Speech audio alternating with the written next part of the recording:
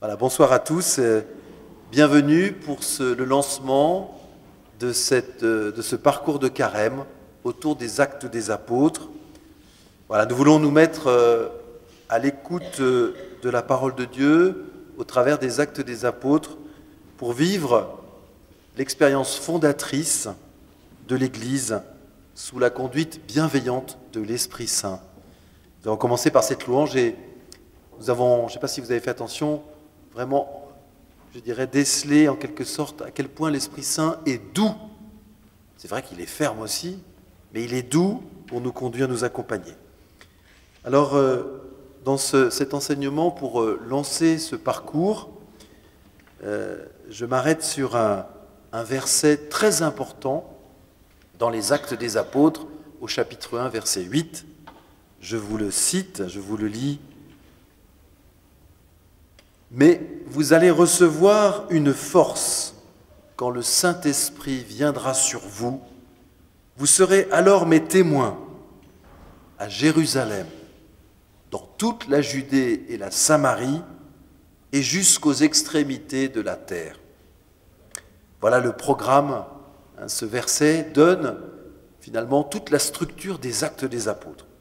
Alors avant de parler des actes des apôtres, je voudrais répondre à une première question. Pourquoi ce parcours en fraternité à l'écoute des actes des apôtres? On peut se poser la question, c'est vrai que les actes des apôtres, c'est plutôt un livre qu'on lit au temps pascal. Donc là, on a pris un peu d'avance, on a pris 40 jours d'avance avec le temps du carême. Eh bien, à mon avis, pour au moins 3 raisons.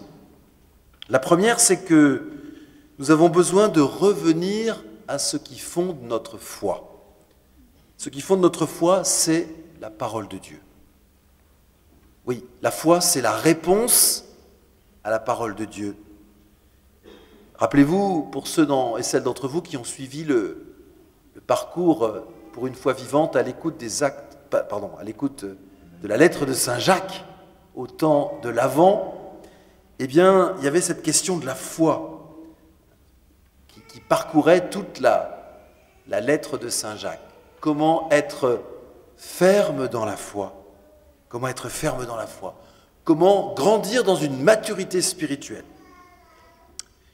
Alors, il nous faut aller plus loin maintenant. Il est indispensable de nous mettre à l'écoute de cette unique parole vivante de Jésus-Christ. Il est indispensable de nous abreuver davantage encore à l'oasis de l'Évangile éternel qui traverse les siècles et les cultures. C'est la même parole de Dieu, dit la lettre aux Hébreux. Aujourd'hui, hier, aujourd'hui et demain. D'ailleurs, le pape François nous l'a demandé dans son exhortation, la joie de l'Évangile. Je vous encourage vraiment à lire ce texte.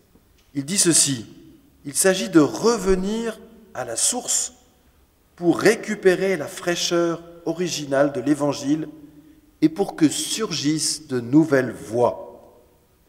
De nouvelles voies pour transmettre la parole de Dieu aujourd'hui, de nouvelles voies pour témoigner de la bonne nouvelle autour de nous.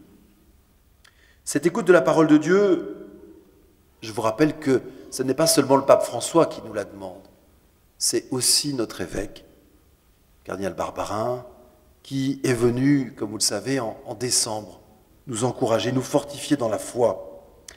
Et dans une lettre qu'il avait écrite en 2015, eh bien, il nous parlait d'axes fondamentaux, de 3 axes fondamentaux, je vous les cite. Le premier, c'était justement se mettre à l'écoute de la parole de Dieu. Le deuxième, c'est fortifier l'homme intérieur. Le troisième, c'est la liberté pastorale. Et donc le premier, c'est cette écoute de la parole de Dieu.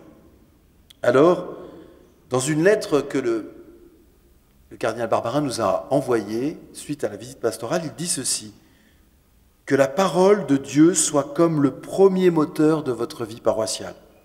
Que la parole de Dieu soit toujours la source d'eau vive au centre de votre paroisse. » Et donc, je pense que cette parole qui date du 2 février 2019, eh bien, elle est vraiment toujours d'actualité pour chacun d'entre nous.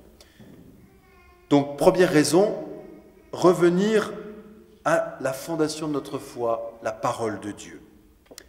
Le deuxième élément, c'est que si nous nous mettons à l'écoute des actes, c'est pour être remplis de l'Esprit Saint à la suite des apôtres et comme les apôtres. Vous savez que l'Esprit Saint est évoqué, cette expression « rempli d'Esprit Saint » apparaît au moins 10 fois dans les actes des apôtres. Vous aurez l'occasion de les lire et donc vous découvrirez cela. Il s'agit de se plonger dans les actes des apôtres pour découvrir la force, le dynamisme de l'Esprit Saint. Nous verrons comment l'Esprit Saint a guidé les premiers disciples pour construire l'Église du Christ.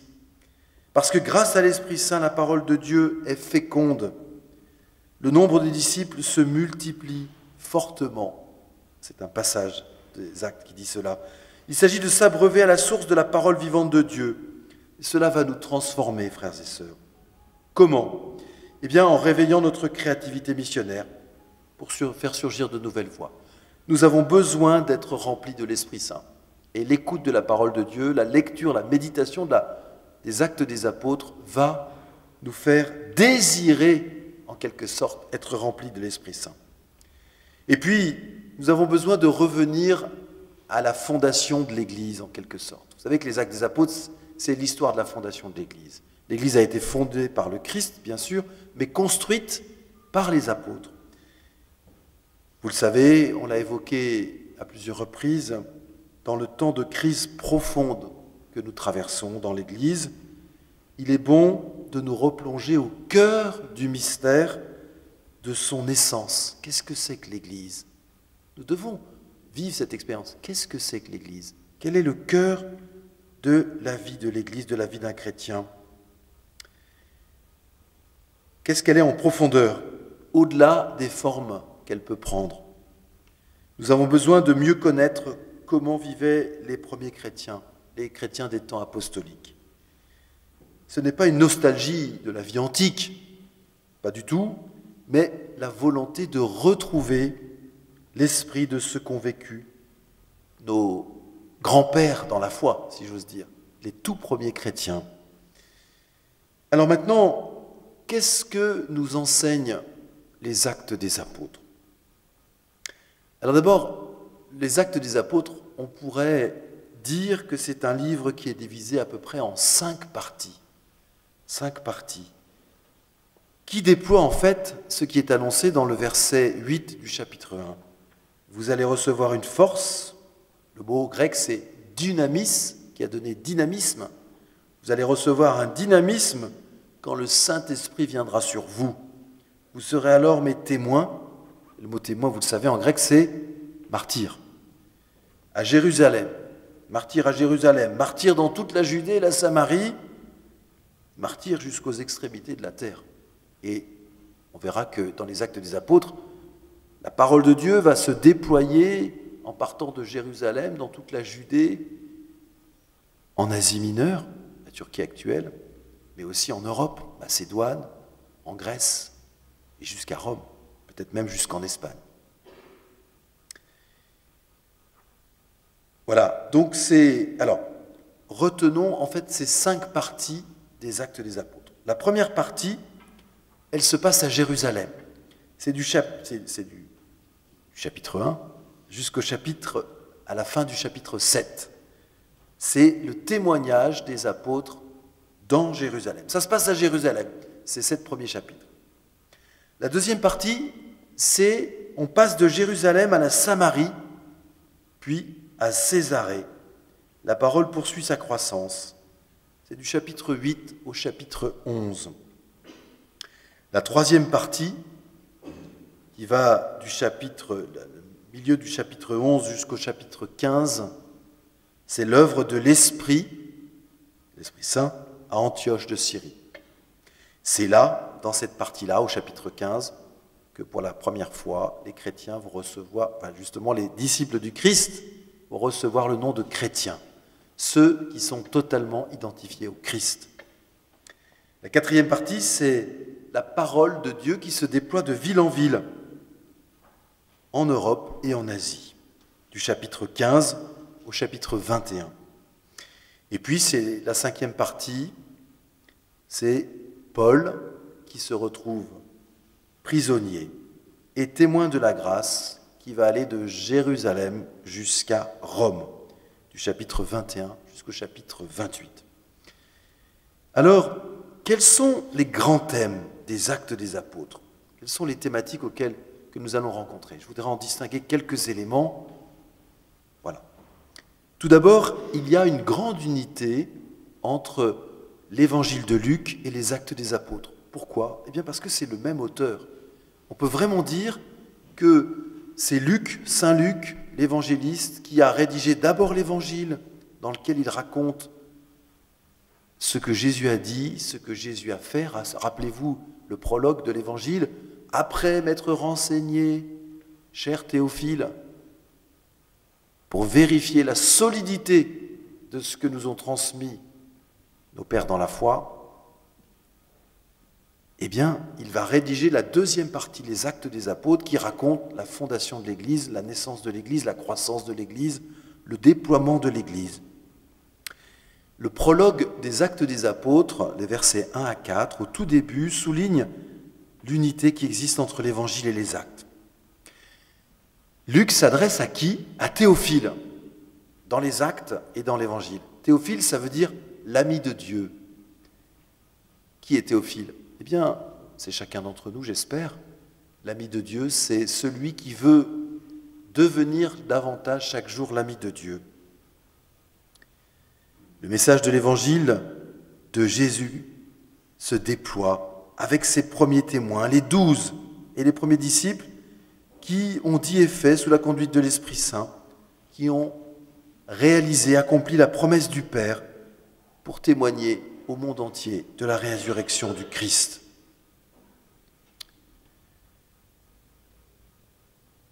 Il y a donc un passage de relais, on pourrait dire, de la mission de Jésus dans l'Évangile à la mission de ses apôtres, à commencer par les 12, mais pas seulement, avec les disciples qui racontent la construction de l'Église. Un deuxième thème qui est important, c'est l'accomplissement de la promesse du Père et la restauration d'Israël. Les Actes, comme l'Évangile de Luc, montrent comment les promesses de l'Ancien Testament s'accomplissent. Par exemple, au tout début du chapitre 1, au verset 26, on a l'élection de Matthias. Vous savez que Judas avait trahi, Judas est allé se pendre, et donc il manquait un 12e apôtre.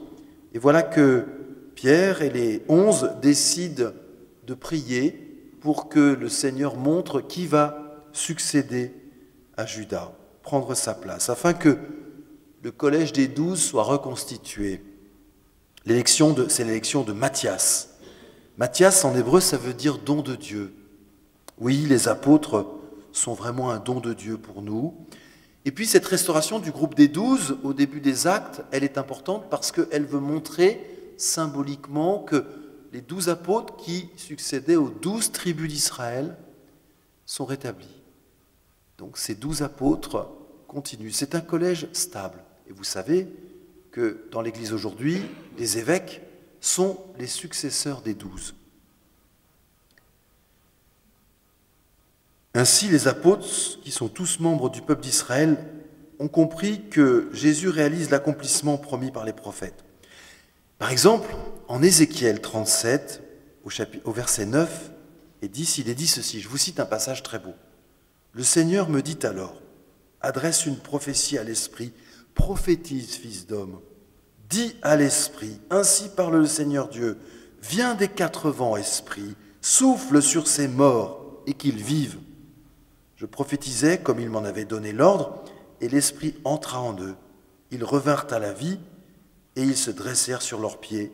C'était une armée immense. » Et voilà que ce que Ézéchiel a promis au chapitre 37 va s'accomplir dans les Actes, au travers de l'effusion de l'Esprit, au travers de la Pentecôte et des multiples effusions de l'Esprit qui s'opèrent dans les Actes.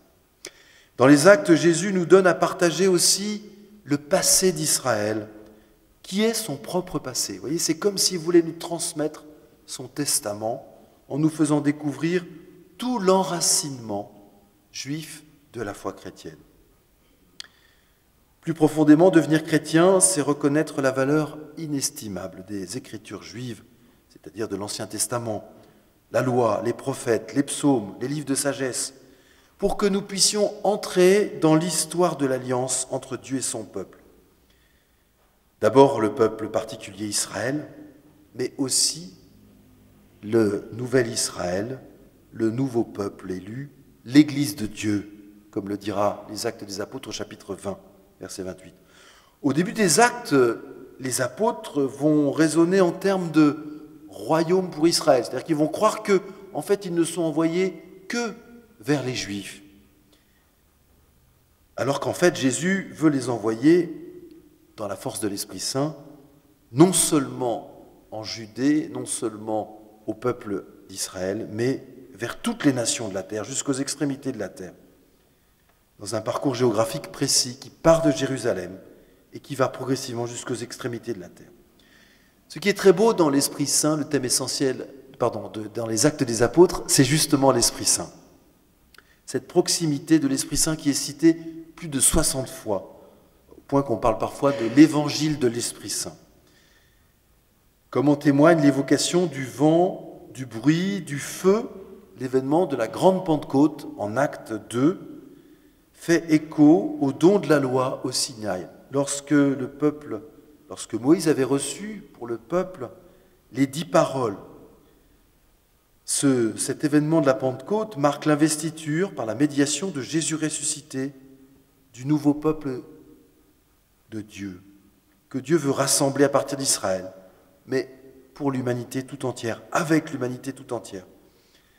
Cet événement n'est pas unique, il n'est pas réservé qu'aux 12 et aux proches.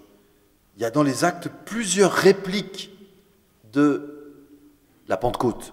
Il y a la Pentecôte à Jérusalem au chapitre 2, puis au chapitre 4, on y reviendra tout à l'heure, puis à Césarée au chapitre 10, et enfin en Europe au chapitre 16, un passage que nous étudierons en détail. Cette proximité de l'Esprit Saint est un don de Dieu qui s'accompagne de nombreux signes et prodiges opérés par les apôtres. Ce sont les miracles.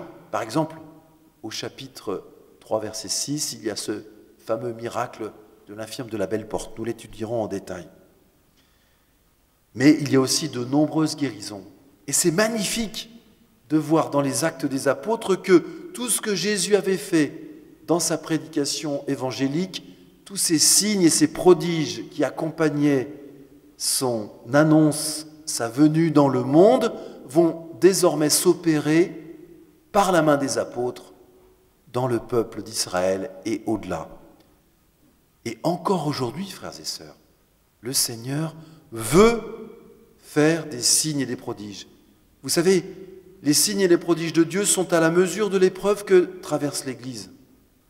J'en suis intimement convaincu. Je suis certain que plus l'épreuve de l'Église sera difficile, plus le Seigneur donnera des signes extraordinaires pour nous encourager.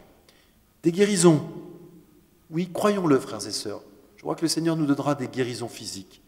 Si nous croyons qu'il peut le faire, il le donnera, non pas pour faire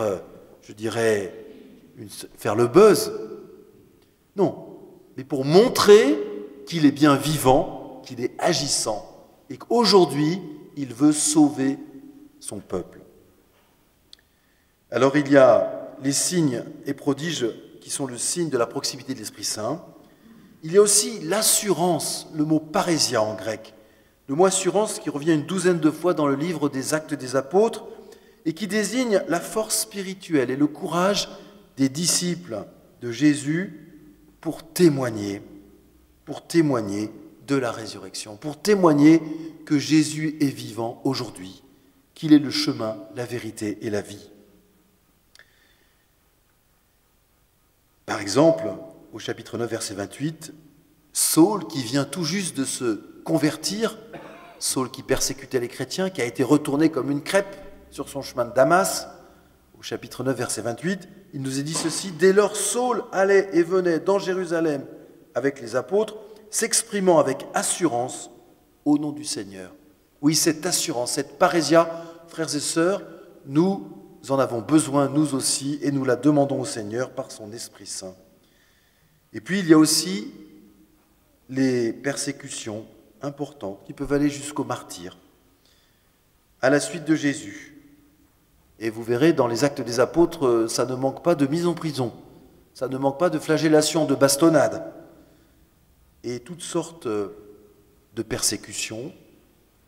Et les apôtres vont jusqu'à dire qu'ils se réjouissaient parce qu'ils étaient tout joyeux d'avoir été jugés dignes d'imiter Jésus dans les persécutions. Est-ce que nous osons dire cela, nous aussi, quand nous avons des petites persécutions, des difficultés? En tout cas, le Seigneur nous donne la force de son esprit pour supporter les épreuves, des persécutions qui ne peuvent pas manquer, parce que nous ne sommes que des disciples de Jésus. Et puis, les actes montrent aussi le chemin de la parole qui se multiplie. Au travers du message des témoins de Jésus, c'est la parole elle-même qui poursuit sa course. Rappelez-vous, une expression chère au cardinal Barbarin, qui est citée en fait, qui vient de Paul, où il dit « Priez pour moi afin que la parole poursuive sa course ». 2 Thessaloniciens, chapitre 3, verset 1. Quelle belle parole. 2 Thessaloniciens, chapitre 3, verset 1. Oui, prions les uns pour les autres, frères et sœurs, pour que la parole de Dieu poursuive sa course aujourd'hui, autour de nous, au travers de nous, par notre intermédiaire. Alors, il y a ces expressions très belles qu'on va retrouver dans les Actes des Apôtres. Par exemple, au chapitre 12, la parole de Dieu était féconde et se multipliait. Ainsi, la parole du Seigneur se répandait dans toute la région. Au chapitre 13, au chapitre 19. Ainsi, par la force du Seigneur, la parole était féconde et gagnait en vigueur. Vous voyez, cette parole de Dieu, elle nous traverse. Mais il ne faut pas lui faire obstacle. Il faut désirer, frères et sœurs, nous laisser traverser par cette parole de Dieu. Et c'est un thème fondamental. Et puis, il y a un thème aussi important, le thème de la prière dans les Actes des Apôtres. Et notamment, il y a un modèle de prière qui pourrait nous inspirer tout au long de ce parcours, tout au long de notre vie chrétienne, tout au long de ce carême. C'est la prière qui se trouve au chapitre 4, versets 24 à 30. Je vous la donne. Elle pourra peut-être être reprise par chacun de nous. Tous, d'un même cœur, les disciples élevèrent leur voix vers Dieu en disant « Maître, toi, tu as fait le ciel et la terre, et la mer et tout ce qu'il renferme. Par l'Esprit Saint, tu as mis dans la bouche de notre Père David, ton serviteur, les paroles que voici. Pourquoi ce tumulte des nations, ce vain murmure des peuples? Les rois de la terre se sont dressés, les chefs se sont ligués entre eux contre le Seigneur et contre son Christ. » Et c'est vrai, disent les apôtres, les disciples à Jérusalem, ils disent « Dans cette ville, Hérode et Ponce Pilate, avec les nations et le peuple d'Israël, se sont ligués contre Jésus, ton saint, ton serviteur, le Christ à qui tu as donné l'onction. Ils ont fait tout ce que tu avais décidé d'avance dans ta puissance et selon ton dessein. Et maintenant, Seigneur, sois attentif à leurs menaces. Donne à ceux qui te servent de dire ta parole avec une totale assurance. » C'est la parésia.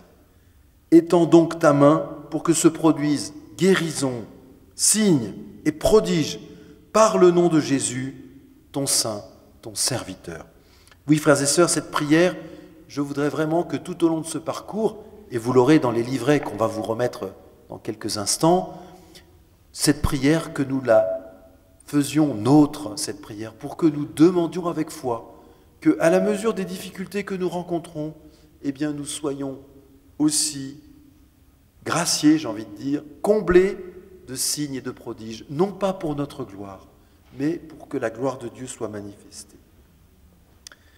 Alors après avoir évoqué ces thèmes importants des Actes des Apôtres, je voudrais vous donner un aperçu de ce que nous allons vivre très concrètement dans ce parcours à l'écoute des Actes des Apôtres. Nous allons en fait essayer de lire en entier ces 28 chapitres. Alors il y a 28 chapitres, 40 jours de carême, on a déjà un petit peu entamé. Vous savez que dans les jours de carême, on ne compte pas les dimanches, c'est du bonus. Donc, et ça veut dire que le dimanche, vous n'êtes pas obligé de jeûner. Mais donc ça veut dire que si vous voulez tenir le rythme, il ne faut pas forcément lire un chapitre des Actes des Apôtres chaque jour. mais disons au moins tous les 2 jours, et de temps en temps en lire, disons, 4 ou 5 par semaine. Allez, je vous propose, le mieux serait de lire un chapitre chaque jour hors week-end. Ça fait 5 chapitres par semaine. C'est pas difficile car les actes se lisent comme un roman rempli de suspense. Vous verrez, quand vous poserez votre livre, vous aurez hâte de le rouvrir. Alors, concrètement, on va étudier, vous verrez, donc on va tout lire intégralement le livret, mais on va étudier un peu plus en détail, comme on l'avait fait avec la lettre de Saint Jacques. On a sélectionné 4 passages. C'était très, très difficile de faire un choix, parce que tous les passages sont importants, bien sûr. Mais on a sélectionné 4 passages. Alors, le premier passage qui a été sélectionné, ça n'est pas le récit de la Pentecôte. Nous attendrons le jour de la Pentecôte pour l'écouter. Mais c'est au chapitre 2, versets 42 à 47, l'Église comme une famille. Nous verrons les 5 clés d'une vie chrétienne féconde. Le deuxième passage qui a été sélectionné, c'est la guérison de l'infirme de la Belle Porte par les apôtres Pierre et Jean, au chapitre 3. C'est juste après le premier passage. Le troisième passage que nous allons prendre, c'est le fameux martyre d'Étienne, au chapitre 7, à la fin du chapitre 7, qui suit le discours d'Étienne. Vous savez qu'Étienne est le premier martyr, Stéphanos en grec, qui a donné Stéphane, bien sûr, ou Stephen. Et puis le quatrième passage que nous étudierons, c'est au chapitre 16, la délivrance miraculeuse de Paul et Silas, qui est vraiment un beau passage aussi, qui nous montre comment le Seigneur veut nous délivrer de toutes nos prisons. Voilà. Alors, bien sûr, il y aurait d'autres passages à étudier, vous les lirez. Et bonne soirée à tous.